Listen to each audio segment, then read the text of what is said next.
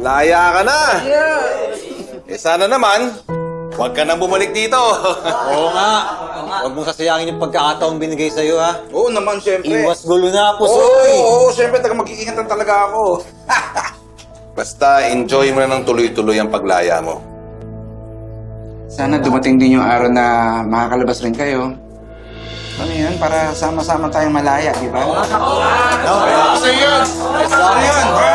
Ayan. Abangan kita sa kanto. Darating din ang panahon na yan. Ingat. Miss ko kayo. Uy, No. kayo, Aero, ha? Pakabait kayo dun, ha?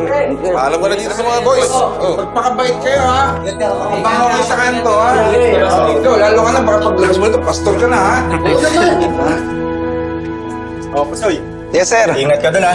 Pakabait ka. Promise, sir. Promise, maraming salamat, sir. Maraming salamat po. Sige, ingat ka. Opo. Hey, Pusoy. Rivier! Sabi ko po sa inyo, lalabas Justin. yung totoo at mga kalaya kayo eh. Ito na! Hey, Pusoy.